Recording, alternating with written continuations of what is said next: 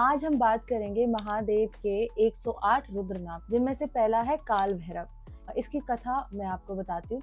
ब्रह्मा जी ने अहंकार में कहा कि वे सृष्टि के सबसे बड़े देव हैं। उन्होंने शिव के महत्व को कमतर आंकने का प्रयास किया। ब्रह्मा के 5 मुखों में से एक से जब उन्होंने शिव का अपमान किया, तब भगवान शिव ने उग्र काल भैरव रूप लिया और उनका वह मुख काट दिया। इससे शिव पर ब्रह्म हत्या का दोष लगा और काल भैरव फिर भिक्षाटन पर निकले और अंत में काशी में माता अन्नपूर्णा से भिक्षा पाकर दोष मुक्त हुए।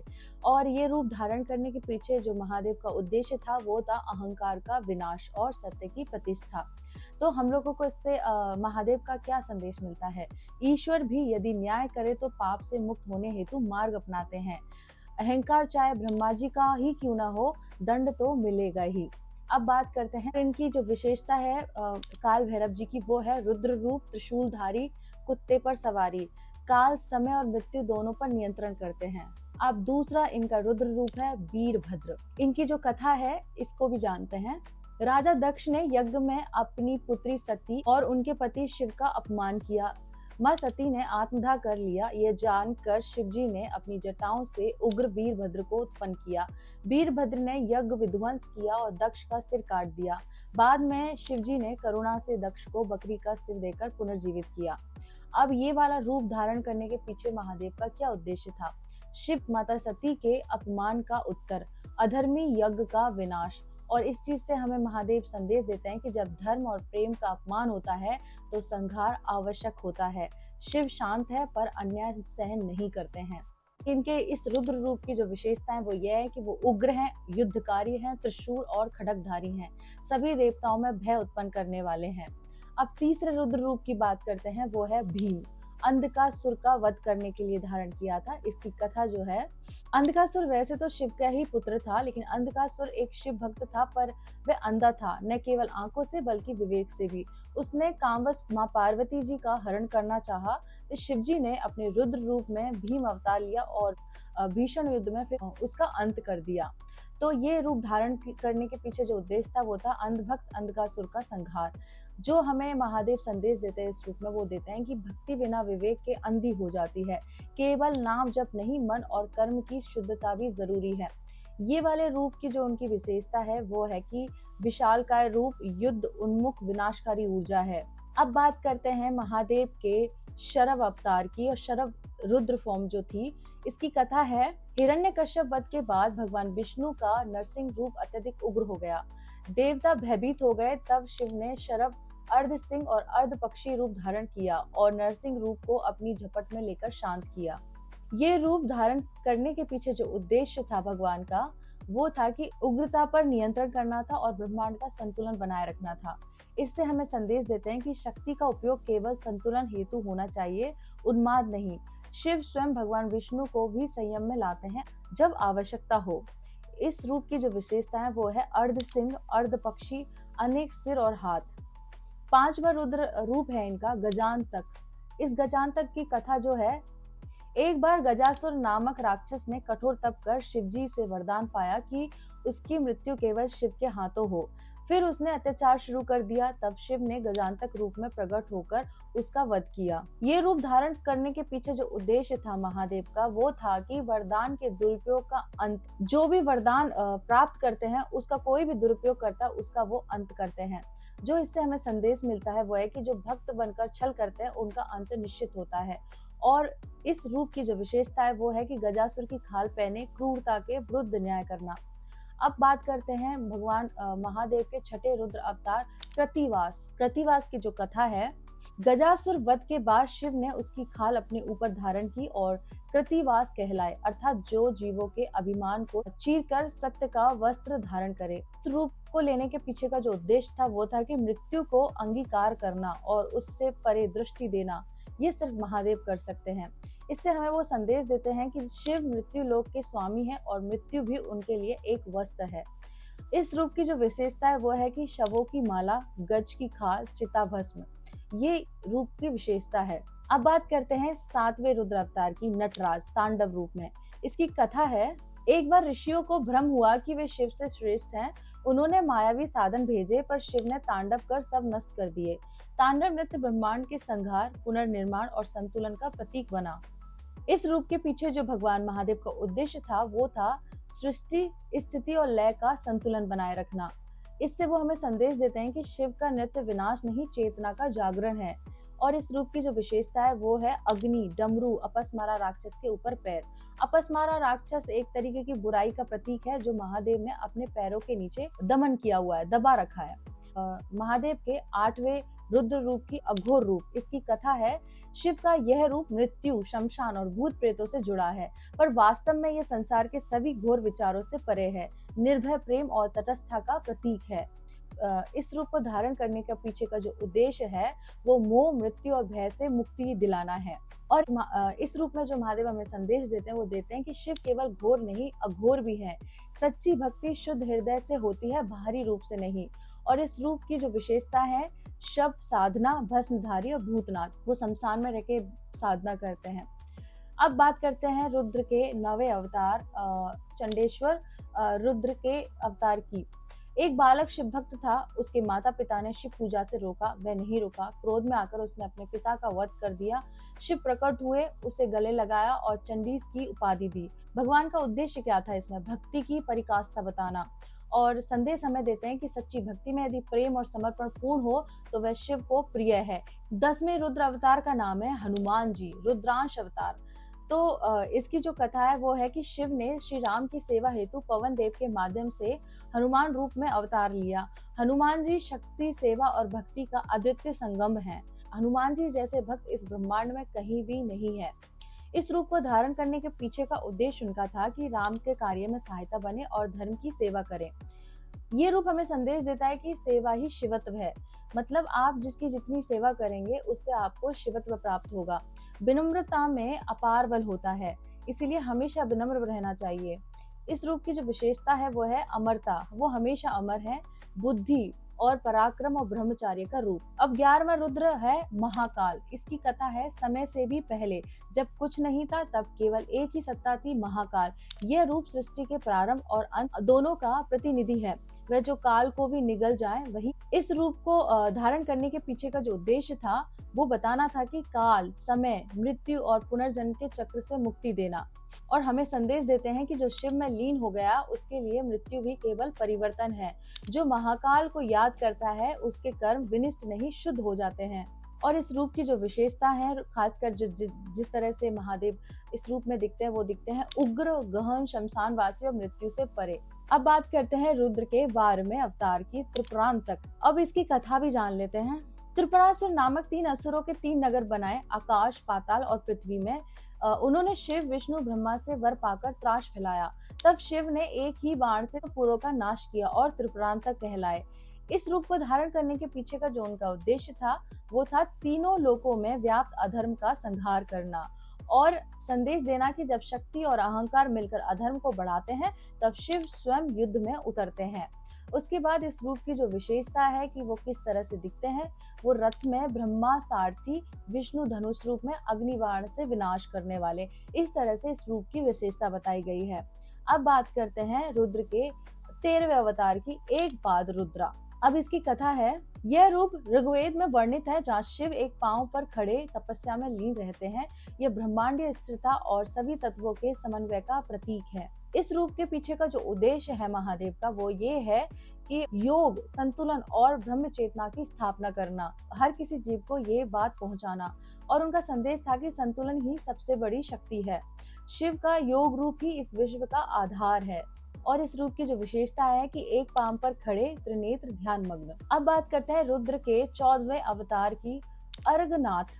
ये खासकर बहुत कम लोगों ने सुना होगा। इसकी कथा है, देवताओं ने शिव से पूछा कि शक्ति और शिव में श्रेष्ठ कौन है। तब शिव ने अर्धनारीश्वर रूप लिया और आधा शरीर शिव, आधा शक्ति पार्वती। यह रूप बताता है कि शिव और शक्ति अभिन्न है, दोनों एक ही हैं। इस रूप को धारण करने के पीछे का जो उद्देश्य था वो स्त्री और पुरुष, शक्ति और चेतना का संतुलन दर्शाना था। और वो हमें ये संदेश देते हैं कि कोई शक्ति बिना शिव अधूरी है और शिव शक्ति के बिना शव है। और इस रूप की जो विशेषता है वो है कि आधा शरीर स्त्री, आधा पुरुष पूर्णता का प्रतीक है। जैसे एक इंसानी रूप में भी आपके लेफ्ट साइड जो रहता है वो स्त्री तत्व रहता है और राइट साइड जो रहता है वो पुरुष तत्व रहता है। तो आप भी अपने में संपूर्ण है। 15वें रुद्र अवतार की बात करते हैं, वो है भगवान भिक्षाटन। भगवान भिक्षाटन, इसकी कथा है, भगवान ब्रह्मा के सिर काटने के बाद शिव भिक्षाटन पर निकले। वे नग्न, गले में खोपड़ियां और हाथ में भिक्षा पात्र लेकर नगर नगर घूमे। इस रूप को धारण करने का पीछे का जो उद्देश्य था वो था पाप से मुक्त होने की प्रक्रिया और विनम्रता की सीख। और ये जो हमें भगवान संदेश देते हैं इसके द्वारा, वो देते हैं कि कोई भी कार्य, यहाँ तक कि संहार यदि धर्म हेतु हो, फिर भी उत्तरदायित्व और विनम्रता आवश्यक है। और इस रूप की जो विशेषता है वो है भस्मधारी नग्न भिक्षुक रूप में शिव। तो इस तरह से उनको इस रूप में चित्रित किया जाता है। अब 16वें रुद्र अवतार की बात करते हैं, वो है भैरवनाथ। दक्षिण भारत में विशेष रूप से इनकी पूजा की जाती है। इसकी कथा क्या है? ये रूप विशेष रूप से माँ जगदम्बा की रक्षा हेतु प्रकट हुआ। महाकाली के रक्षक रूप में शिव ने भैरव रूप लिया, जो शक्ति पीठों की रक्षा करते हैं। काम रूप कामाख्या, बटुक भैरव, स्वर्णाकर्षण भैरव, और उन्होंने अवतार लिया। इस अवतार के लेने के पीछे का उद्देश्य था शक्ति की रक्षा, तांत्रिक विद्या की चेतना। उसके बाद ये हमें संदेश देते हैं कि जो शक्ति की आराधना करता है उसकी रक्षा शिव स्वयं करते हैं। इस रूप की जो विशेषता है वो है कि वह उग्र है, कुत्ते पे सवार है और भैरवों की 64 भैरवों के अधिपति हैं। अब बात करते हैं 17वें रुद्र हरदत्त हरिहर रूप की। इसकी कथा है कि यह रूप तब प्रकट हुआ, शिव और विष्णु ने एक साथ हरिहर रूप लिया। आधे शरीर में शिव, आधे में विष्णु। इस रूप को लेने के पीछे का जो उद्देश्य था वो था संपूर्णता और सभी मतों का एकत्व करना, और संदेश दिया कि जो शिव है वही विष्णु है। ब्रह्म सत्य एक है, रूप अनेक है। परमात्मा एक है, बस उनके रूप अलग अलग हैं। विशेषता है, इस रूप की जो विशेषता है वो है आधा विष्णु में पीत वस्त्र और आधा शिव में भस्म जटा। अब बात करते हैं 18वें बटुक भैरव रुद्र अवतार की। इसकी जो कथा है, यह रूप एक बालक के समान है परंतु अद्वैत तेज और उग्रता से युक्त है। कहा जाता है कि जब शिव तांडव में लीन होते हैं तब बटुक रूप से स्वयं को बालक बना लेते हैं, शांत पर भीतर से पूर्ण ऊर्जा वाले। इस रूप को धारण करने के पीछे का जो उद्देश्य है वो है तांत्रिक साधकों का रक्षण और मार्गदर्शन करना। और वो हमें संदेश देते हैं कि शिव की बाल रूप भक्ति सबसे सरल और सबसे शक्तिशाली होती है। और इस रूप की जो विशेषता है वो है बाल रूप में त्रिशूलधारी और शांत और जागृत। अब बात करते हैं 19वें रुद्र अवतार की, स्वर्णाकर्षण भैरव। शिव का यह रूप धन, ऐश्वर्य, वैभव और तांत्रिक सिद्धियों को आकर्षित करने के लिए प्रकट हुआ। साधना में ये भैरव रुद्र रूप से ही उत्पन्न माने जाते हैं। इसका जो उद्देश्य है आध्यात्मिक और भौतिक ऊर्जा का संतुलन बनाए रखना, और वो हमें संदेश देते हैं कि भक्ति और शक्ति दोनों संतुलित हो तो जीवन समृद्ध होता है। और इस रूप की जो विशेषता है वो ये है कि स्वर्ण जैसे तेजस्वी विशेष रूप से उनका रूप है और दक्षिण भारत और नेपाल में इनको पूजा जाता है। अब बात करते हैं रुद्र के 20वें अवतार चतुर्भुज रुद्र की। इसकी कथा, इस रूप में शिव के 4 भुजाएं होती हैं जिनमें वे युद्ध और रक्षा के उपकरण धारण करते हैं। यह रूप अत्यंत दुर्लभ, जो केवल अत्यंत कठिन तप से प्रकट होता है। इस रूप को धारण करने के पीछे महादेव का जो उद्देश्य है वो ये है कि चारों दिशाओं की रक्षा करना। और वो हमें संदेश देते हैं कि शिव केवल वैरागी नहीं, चारों ओर के रक्षक भी हैं।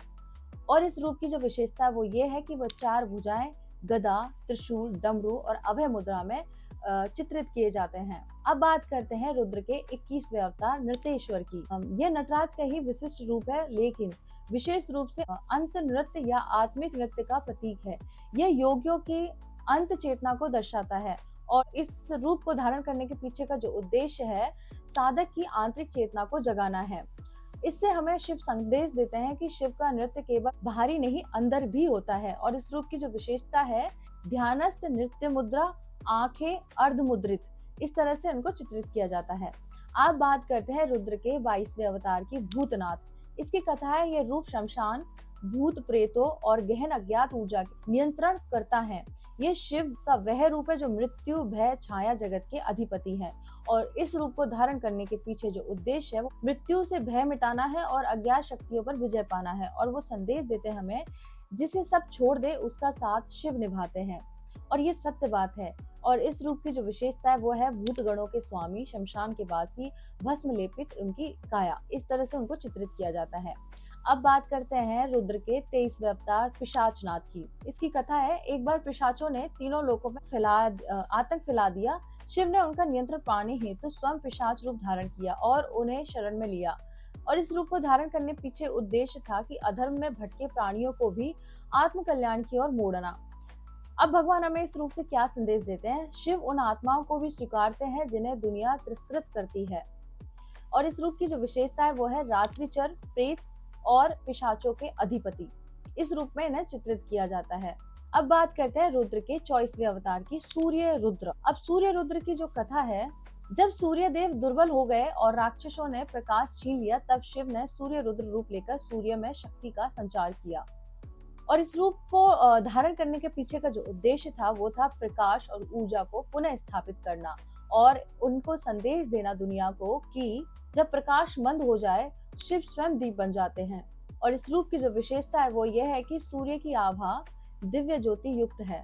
अब बात करते हैं रुद्र के 24वें अवतार की, जिनमें से कुछ वैदिक, कुछ तांत्रिक, कुछ लोक विश्वास पर आधारित है। हर एक रूप किसी उद्देश्य से प्रकट हुआ: संहार, रक्षा, ज्ञान, भक्ति, योग या प्रायश्चित। अब 25वें रुद्र अवतार है क्षेत्रपाल। इसकी कथा है, शिव ने इस रूप में प्रत्येक तीर्थ, ग्राम, नगर और शक्तिपीठ की रक्षा के लिए स्वयं को नियुक्त किया। क्षेत्रपाल देवता को द्वारपाल और रक्षक माना गया है। इस रूप को धारण करने के पीछे का जो उद्देश्य था वो तीर्थ स्थलों, साधना क्षेत्रों और शक्ति स्थलों की रक्षा करना था और संदेश देना कि शिव हर स्थान पर रक्षक रूप में उपस्थित। अब बात करते हैं रुद्र के 26वें अवतार, मालिनी, रुंडधारी रुद्र। इसकी कथा है, जब शिव ने अनेक राक्षसों का वध किया तो उनकी खोपड़ियों की माला पहन ली। यही रूप रुंड मालिनी कहलाया। इस रूप को धारण करने का पीछे का उद्देश्य अहंकार, क्रूरता और दंभ का नाश करना था और हमें संदेश देना था कि शिव अपनी भयंकरता से भी करुणा सिखाते हैं। अब बात करते हैं 27वें रुद्र की, मृत्युंजय अवतार। इसकी कथा है, मार्कंडे ऋषि को यमराज लेने आए, तब बालक ने मृत्युंजय शिव का स्मरण किया। शिव प्रकट हुए और मृत्यु को पराजित कर दिया। और इस रूप को धारण करने के पीछे महादेव का जो उद्देश्य था वो ये था कि भक्तों की भी वह काल मृत्यु से रक्षा करते हैं और संदेश देते हैं कि मृत्यु भी शिव के नाम से भागती है। अब बात करते हैं रुद्र के 28वें अवतार की, चक्रवर्ती रुद्र। इसकी कथा जब देवताओं में विभाजन और सत्ता की लड़ाई हुई, तब शिव ने स्वयं को चक्रवर्ती सम्राट रूप में प्रकट किया, जिसने सभी देवों को संयम में रखा। इस रूप को धारण करने का पीछे का जो उद्देश्य था वो था सत्ता में संतुलन लाना, धर्म का साम्राज्य फैलाना। और ये हर युग में वो करते हैं और संदेश देते हैं कि शक्ति तभी सार्थक है जब वह धर्म के अधीन हो। बात करते हैं 29वें रुद्र अवतार, कामेश्वर। और इसकी कथा है, जब कामदेव ने तपस्वी शिव को भंग किया तो शिव ने उन्हें जला दिया, लेकिन पार्वती के लिए जब शिव का मन प्रेम से पिघला तो वह कामेश्वर कहलाए, जो प्रेम में भी ब्रह्म है। अब इस रूप को धारण करने का पीछे का जो उद्देश्य था भगवान का वो था काम और मोक्ष का संतुलन बताना लोगों को, कि वो काम को भी संतुलित कर सकते हैं और मोक्ष को भी, और संदेश देना था कि शिव काम का विनाश भी है और प्रेम का स्तोत्र भी है। अब बात करते हैं 30वें रुद्र अवतार, अष्टमुख रुद्र की। कथा है, जब देवताओं ने शिव से अनगिनत कार्यों की कामना की, तब उन्होंने 8 दिशाओं के लिए 8 मुखों से आशीर्वाद दिया। और इस रूप को धारण करने का पीछे का जो उद्देश्य था वो था संपूर्ण दिशाओं में नियंत्रण और सृजनात्मक ऊर्जा का प्रसार करना था और संसार को संदेश देना था कि शिव बहुमुखी है, हर दिशा में उनकी दृष्टि है। अब बात करते हैं रुद्र के 31वें अवतार, कालअग्नि रुद्र की। इस अवतार की कथा है, जब प्रलय का समय आता है तो शिव कालअग्नि रुद्र रूप में सृष्टि को अग्नि में विलीन करते हैं और इसके पीछे का उद्देश्य है प्रलय और पुनर्निर्माण की प्रक्रिया, ताकि धर्म और अधर्म में संतुलन बन सके। और हमें वो संदेश देते हैं, अंत का अर्थ आरंभ भी है, यह रुद्र का चक्र। अब बात करते हैं 32वें रुद्र अवतार की, दक्षिणामूर्ति रुद्र अवतार। इसकी कथा है, जब ब्रह्मा, विष्णु और अन्य ऋषिगण को ज्ञान की शंका हुई, तब शिव दक्षिण दिशा की ओर मुख कर योगासन में बैठकर मौन से ज्ञान प्रदान कर रहे थे। और इस रूप का धारण करने का जो पीछे का उद्देश्य था वो था गुरुत्व और अद्वैत ज्ञान की स्थापना करना और संदेश देना कि शिव गुरु भी हैं जो मौन में समस्त वेदों को भी सिखा सकते हैं। अब बात करते हैं रुद्र के 33वें अवतार की, अंधिकार भैरव। जब साधक अहंकार वश बिना शुद्धि के तंत्र साधनाएं करने लगे, तब शिव ने इस रूप में आकर उन्हें चेताया और मार्ग से हटाया। और इस रूप को धारण करने के पीछे का जो उद्देश्य था वो अशुद्ध तंत्र और अधूरा ज्ञान रखने वालों को चेतावनी देना और संदेश देना, शिव केवल कृपा नहीं अनुशासन भी है। इसीलिए जब तक शिव की कृपा ना हो आप तांत्रिक क्रिया भी नहीं कर सकते और उसको गलत तरीके से यूज करेंगे तो शिव आपका विनाश भी करेंगे। 34वें रुद्र अवतार है चिदम्बरम नटराज।